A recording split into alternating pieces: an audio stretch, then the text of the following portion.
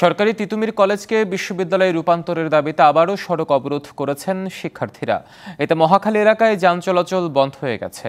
বেলা 12:30টার দিকে এই কর্মসূচি শুরু করেন শিক্ষার্থীরা। Barricade two Dhaka north city কর্মসূচির আওতায় মহাখালী রেলগেটে আমতলী, বাড্ডা লিং রোড, গুলশান সড়ক অবরোধ করেছেন তারা। পাশাপাশি ষষ্ঠ দিনের মতো অনশন কর্মসূচি পালন করছেন তিতুমিরের শিক্ষার্থীরা।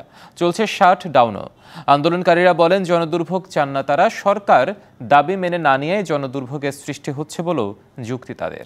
যারা ক্ষমতায় আছে শুধু তাদের চোখগুলি তাদের মসনদের দিকে, তাদের চেয়ারের দিকে, আর 18 কোটি মানুষের চোখ আমাদের 11 জন অনশনকারী এবং এই 35,000 স্টুডেন্টের দাবির পক্ষে তাদের চোখগুলি।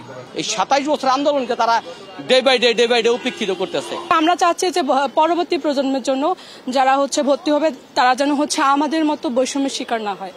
একনল হ্যান্ড ওয়াশ 100% প্যারাবেন ফ্রি, তাই নিরাপদ হাতের জন্য আস্থা রাখুন একনলে। এ বিষয়ে আরো জানাতে তিতুমির কলেজ থেকে যুক্ত হচ্ছেন সহকর্মী মাহফুজা বৃষ্টি। ষষ্ঠ দিনের মতো আমরণ অনশন, তার উপর ব্যারিকেড কর্মসূচি, সব মিলিয়ে কেমন দেখছেন পরিস্থিতি? ধন্যবাদ হিমাদ্রি। আসলে তাদের পূর্ব ঘোষিত কর্মসূচির অংশ হিসেবে ঘোষিত অনুযায়ী কিন্তু 11টা থেকে শুরু করার কথা থাকলেও তাদের এই অবরোধ কর্মসূচি কিন্তু শুরু হয় বেলা 12টার একটু পর থেকে। সে জায়গায় আপনি দেখতেই পাচ্ছেন বাস্তবিক যে চিত্র আছে, চতুর্দিক থেকে কিন্তু রাস্তার ব্যারিকেড করে দেওয়া হয়েছে। গুলশান, বনানী এবং মহাখালী রেলগেট, আমতলী, ওয়াইল্ডস যে মোড় আছে, লিংক রোড, বাড্ডা, সব কিছু মিলে মোটামুটি শাটডাউন টু নর্থ সিটি তারা কিন্তু ঘোষণা দিয়েছেন।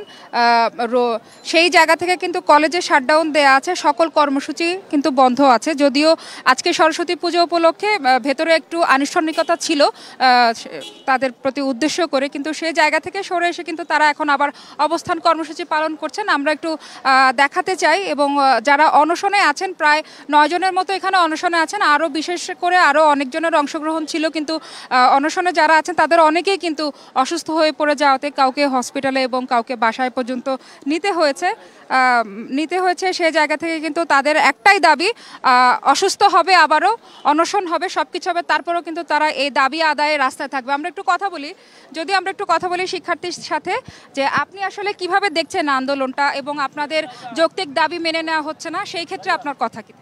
আমরা চাচ্ছি আমাদের যৌক্তিক দাবিগুলো অতি দ্রুত সময় যেন মেনে নেওয়া যেন হয়। দেখেন, আমাদের এখানে শিক্ষার্থীগুলো অনেকদিন ধরে অনশনে আছে, তারা এখানে অনশনে থেকে অনেক অসুস্থ হয়ে পড়ছে, কিন্তু আমাদের কোনো প্রশাসন থেকে কেউ আমাদের এখানে এখনো পর্যন্ত আসে না। শুধু একজন এসেছিল, যুগ্ম সচিব, তিনি এসে জাস্ট একটা আশ্বাস দিয়ে গেছে, তিনি বলে গেছিল যে আমাদের দাবিগুলো যৌক্তিক, কিন্তু পরবর্তীতে গতকাল দেখা গেল যে আমাদের শিক্ষা উপদেষ্টা ঘোষণা দিয়েছে যে আমাদের দাবিগুলো অযৌক্তিক, আর তিনি এগুলো মেনে নেবেন না।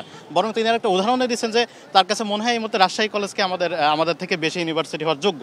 এটা ব্যাপারটা আসলে আমাদের কাছে অনেকটা আমাদের হাস্যকর হিসেবে উপস্থাপন করা হলো। এটা আমরা আসলে সম্পূর্ণভাবে তার দাবিকে তার বক্তব্যকে আমরা প্রত্যাখ্যান করতেছি। আমরা চাই আমাদের দাবিগুলো অতি দ্রুতভাবে মেনে নেওয়া হোক। ধন্যবাদ। আপনি পথচারী, এই যে শিক্ষার্থীদের ব্যারিকেডের কারণে যে একটু জনদুর্ভোগ হচ্ছে, সেটা আপনি কিভাবে নিচ্ছেন? সেটা আমি নিচ্ছি যে দুর্ভোগ হয়েছে, কিন্তু দুর্ভোগ হইলেও যদি মানুষ, শিক্ষার্থীরা কোনো একটা পায়, ভালো কোনো ফল পায়, তাহলে তো এটা আমাদের জন্য একটু মানিয়ে নিতে হবে। ধন্যবাদ আপনাকে। হিমাদ্রি, আপনি শুনতে পাচ্ছেন যে শিক্ষার্থী এবং পথচারী যারা আছেন, যাত্রী যারা আছেন, তাদের মধ্যে কিন্তু মিশ্র প্রতিক্রিয়া রয়েছে। শিক্ষার্থীদেরও কেউ কিন্তু পক্ষে বিপক্ষে রয়েছেন আন্দোলনের, এবং পথচারীরাও, যাত্রীরাও কিন্তু এমনটাই রয়েছেন। আরও বিস্তারিত আপনাকে আমি পরবর্তীতে জানাতে পারবো। নিশ্চয়ই বৃষ্টি, আপনাকে ধন্যবাদ আমাদের সাথে যুক্ত হওয়ার জন্য।